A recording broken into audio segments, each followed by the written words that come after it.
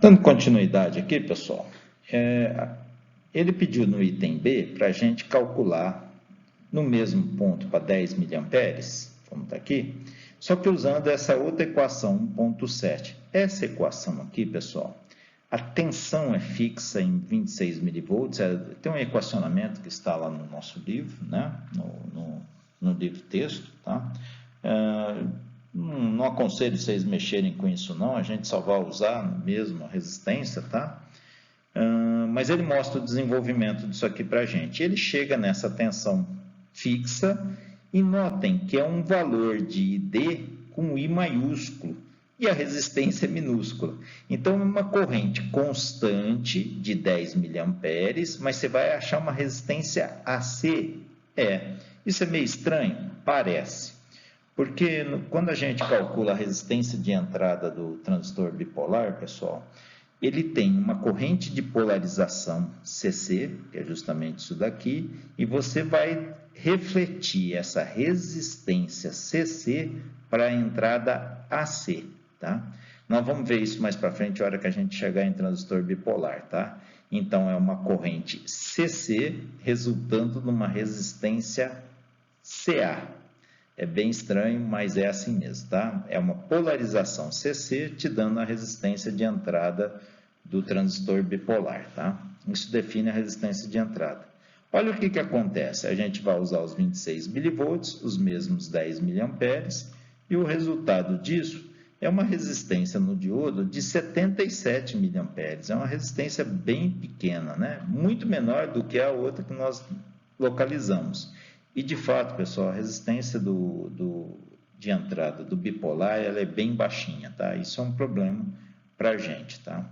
Nós vamos mostrar isso para vocês quando a gente tiver a oportunidade de mexer com o resistor, tá? Com o transistor. Bom, então deu esse valor aqui. Opa, deixa eu ver aqui. Não foi para frente? Vai. Eu errei aqui, pessoal. Ó, a resistência anterior deu 77 ohms. Essa deu 2,6, né? É uma resistência baixa? Tá? E a resistência do bipolar é baixa também, tá? Ele pergunta aqui, né? Ele pede para a gente fazer uma comparação. Então, eu vou deixar para vocês como exercício comparar por que essa resistência é bem menor em relação à anterior, tá? E se a corrente é a mesma. Continuando aqui, pessoal, vamos falar sobre circuitos equivalentes do diodo. Qual que é a importância disso? Bom, isso vai facilitar muito a nossa vida. Vocês vão ver, a gente usa muito isso lá em eletrônica industrial, tá?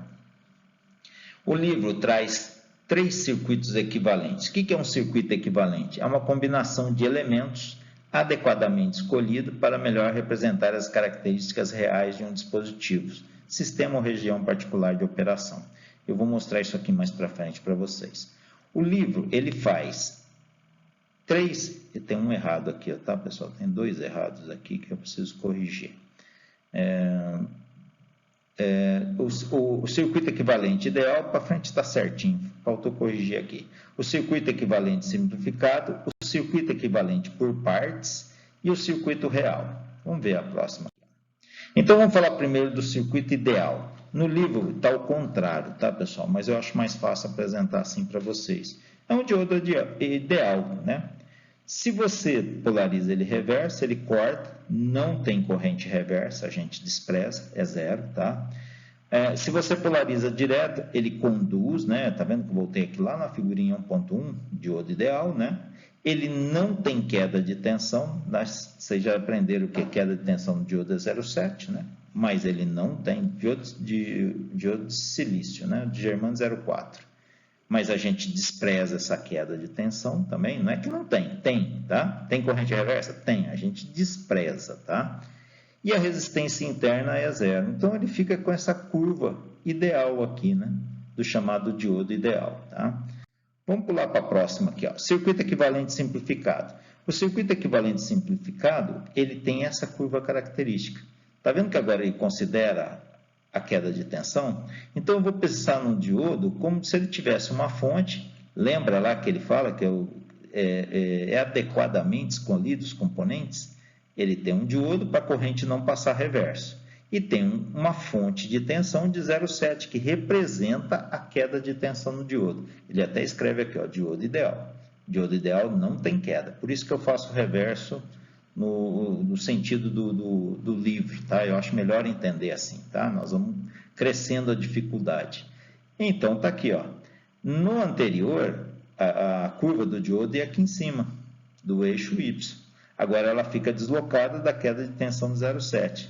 E a resistência aqui, ó, é 0, tá? Então, a queda de tensão existe, 0,7. A resistência interna é 0. E a corrente reversa também é 0, não tem. Vamos ver o próximo.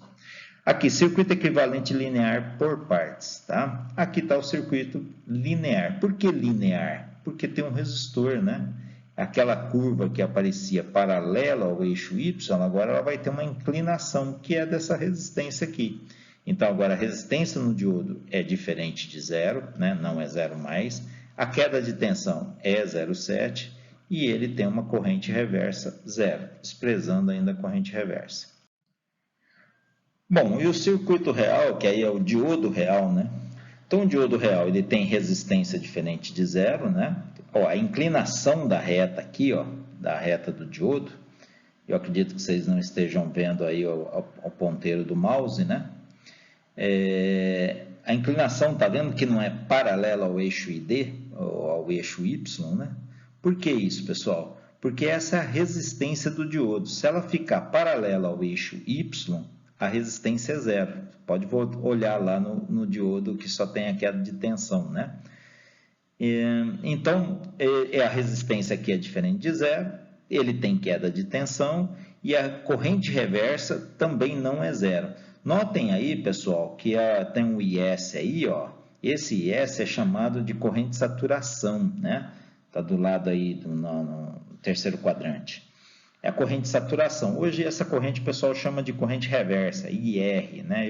Tanto é que eu usei aqui IR diferente de 0.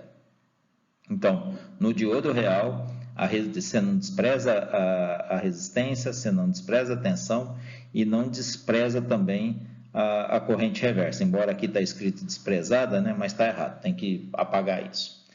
Ok, pessoal, é isso.